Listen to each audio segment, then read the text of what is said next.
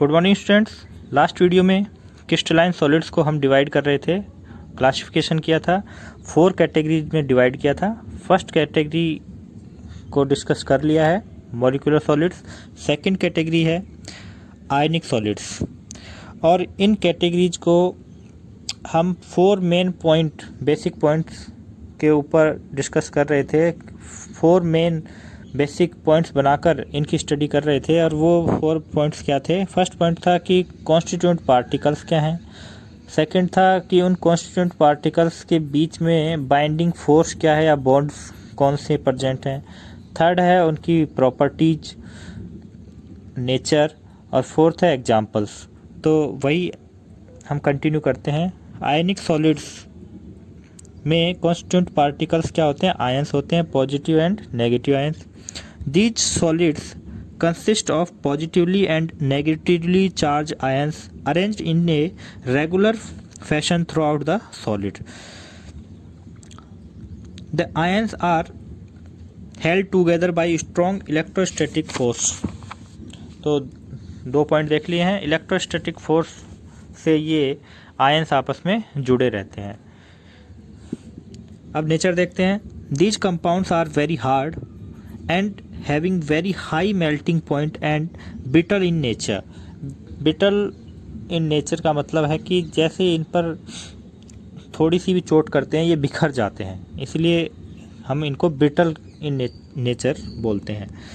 इनकी नेचर कैसी होती है? ब्रिटल नेचर होती है, मीन्स थोड़ी सी चोट करती है ये बिखर जाते हैं टुकड़ों में, अलग अलग टुकड़ों में बिखर जाते हैं। हार्ड होते हैं देखने में, छूने में, लेकिन जैसे ही चोट करोगे बिखर जाएंगे। मेल्टिंग पॉइंट भी बहुत ही हाई होता है।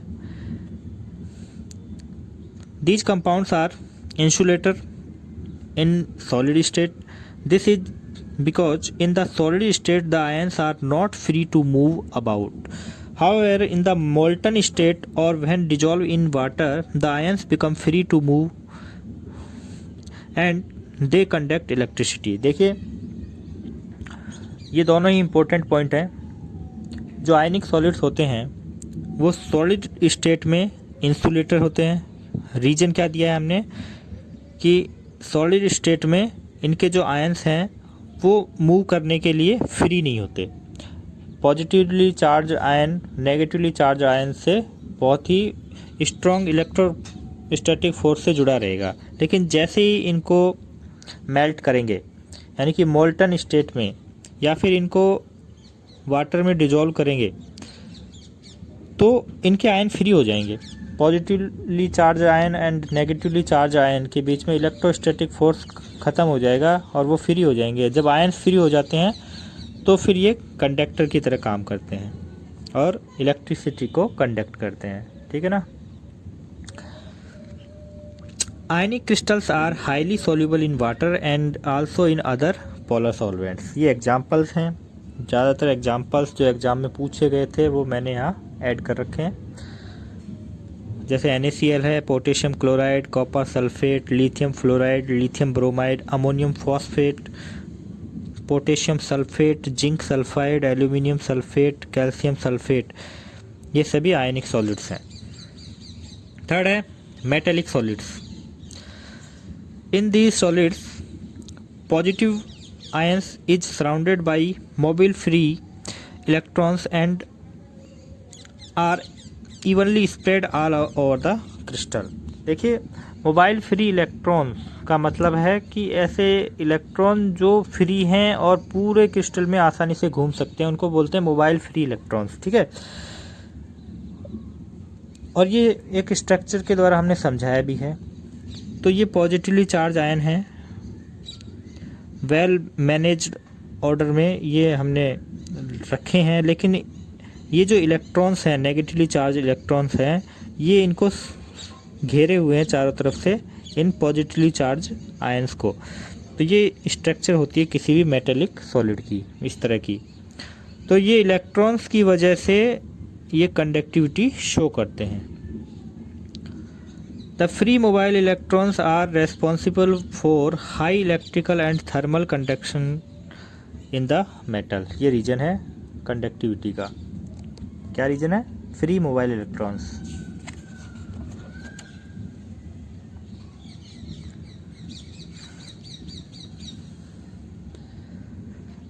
दे are malleable and ductile so that they can be beaten into sheet and drawn into wire। देखिए malleable का मतलब है कि ये जब इन पर चोट की जाती है तो ये फैलना शुरू कर देते हैं, और डक्टाइल का मतलब है कि इनको गर्म करके जब इनको खींचा जाता है तो इनके वायर्स बनाए जा सकते हैं। तो एक जैसा सा ही मतलब होता है, यानी कि मैलिएबल का मतलब है कि इनके सिक्के बनाए जा सकते हैं, इनकी चद्दर बनाई जा सकती हैं, और डक्टाइल का मतलब है इनके खींचकर इनके तार बनाए जा सकते हैं। तो ये आगे रीजन लिखा भी है, इसका अर्थ लिखा भी है। जब इनको पीटा जाता है, बीटन किया जाता है, तो सीट और इनके वायर बनाए जा सकते हैं, क्योंकि ये मैलिएबल एंड डक्टाइल होते हैं इन नेचर में। जैसे कॉपर है,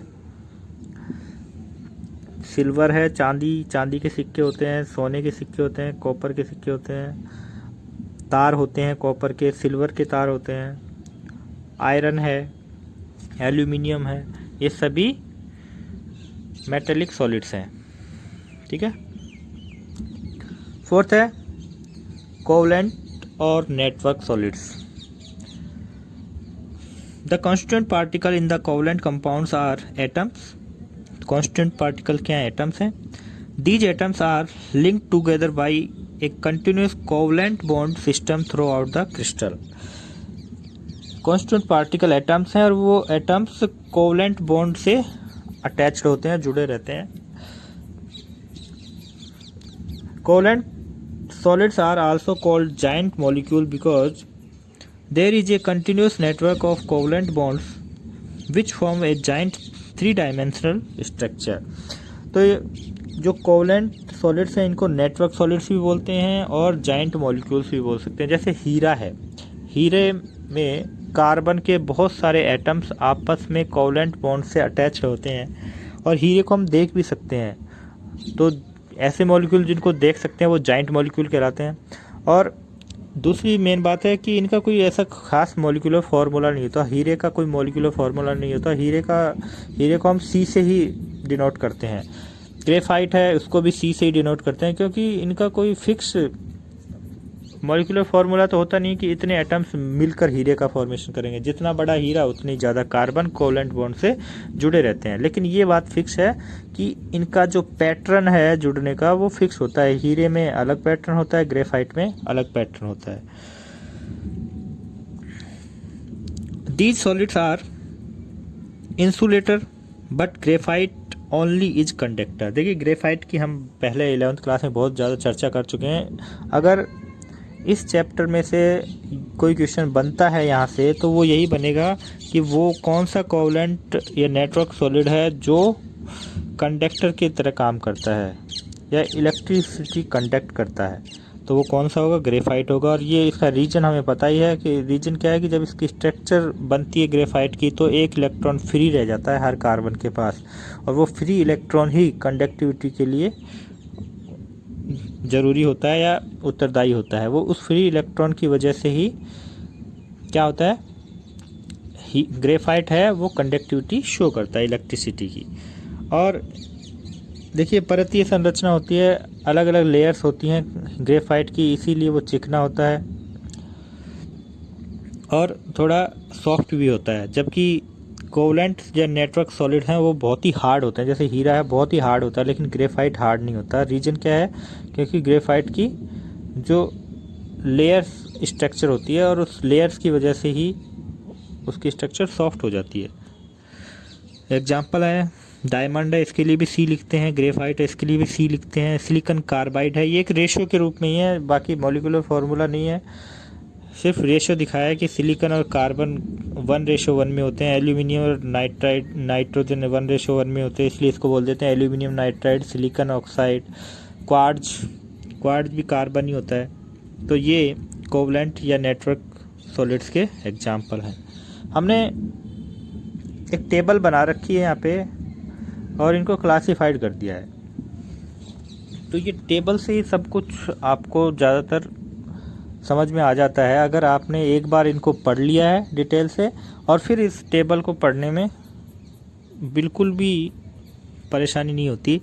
सॉलिड्स के टाइप हैं, फिर इनके कांस्टेंट पार्टिकल्स हैं, फर्स्ट मेन पॉइंट है कांस्टेंट पार्टिकल, सेकंड है बॉन्डिंग, और थर्ड है इसकी nature, electrical conductivity, physical nature, और फिर एग्जाम्पल है। तो ये सारे ही पॉइंट इम्पोर्टेंट हैं, जिनमें सबसे इम्पोर्टेंट है ये दो और फिर एग्जाम्पल।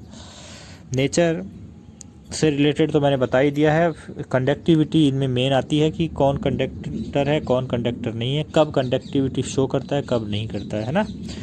तो जैसे कि फर्स्ट टाइप है मॉलिक्यूलर सॉलिड्स हैं, ये इनको 3 टाइप्स में डिवाइड किया है। मॉलिक्यूल्स होते हैं constant particle, small covalent molecule. तो नॉन पोलर में जो मॉलिक्यूल होते हैं वो नॉन पोलर होते हैं, पोलर में जो मॉलिक्यूल्स होते हैं कांस्टेंट पार्टिकल वो पोलर होते हैं। हाइड्रोजन बॉन्डेड जो मॉलिक्यूलर सॉलिड्स होते हैं उनमें भी कांस्टेंट पार्टिकल पोलर मॉलिक्यूल होते हैं। नॉन पोलर में बॉन्डिंग होती है या बाइंडिंग फोर्स होता है लंडन फोर्स, इसमें डाइपोल डाइपोल इंटरेक्शन, इसमें हाइड्रोजन बॉन्ड होता है। डाइपोल डाइपोल इंटरेक्शन तो होता ही, लेकिन मेन क्या होता है, हाइड्रोजन बॉन्ड होता है। ये इंसुलेटर होते हैं non polar molecular solids. Polar molecular solid insulator होते हैं, लेकिन इनका सॉल्यूशन जो होता है वो कंडक्टिविटी शो करता है। और हाइड्रोजन बॉन्डेड होते हैं, उनमें कंडक्टिविटी ना के बराबर होती है, बहुत ही पुअर होती है। ये एग्जांपल्स हैं। फिजिकल नेचर सभी सॉफ्ट होते हैं। आयनिक सॉलिड्स जो आज बात कर रहे थे, कांस्टेंट पार्टिकल्स आयंस होते हैं। बाइंडिंग फोर्स है, स्ट्रॉन्ग इलेक्ट्रोस्टैटिक फोर्स होता है। इंसुलेटर होते हैं but good conductor in molten state and aqueous solution. देखिए इंसुलेटर होते हैं सॉलिड स्टेट में, लेकिन गुड कंडक्टर हैं कब, जब ये मोल्टन या एक्वास सॉल्यूशन के फॉर्म में होते हैं। और फिजिकल नेचर हार्ड होती है, लेकिन ब्रिटल भी होते हैं, हार्ड के साथ ही थोड़ा सा चोट करिए और बिखर जाएंगे। एग्जाम्पल्स हैं। ऐसा ही मेटेलिक सॉलिड्स के लिए देखते हैं। Positive ions in a sea of delocalised electron. एक सी का मतलब समुद्र, इलेक्ट्रॉनों के समुद्र में पॉजिटिवली चार्ज आयंस होते हैं, इसलिए लिखा है positive ions in a sea of delocalised electron. और बाइंडिंग फोर्स होता है, मेटेलिक बॉन्डिंग होती है। गुड कंडक्टर होते हैं, इलेक्ट्रॉन मोबाइल फ्री इलेक्ट्रॉन होते हैं। हार्ड होते हैं एंड डक्टाइल होते हैं।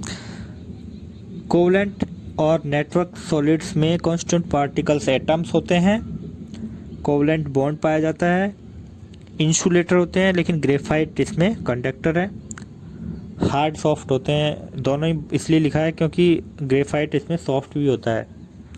तो ये टेबल बड़ी ही इम्पोर्टेंट है। एक क्वेश्चन यहाँ से ज़रूर बना के दिया जाता है एग्ज़ाम में। तो आप ये समझिए कि अगर ये 3 नंबर का चैप्टर है तो 1 नंबर तो आपने इतने में ही तैयार कर लिया है, ठीक है ना।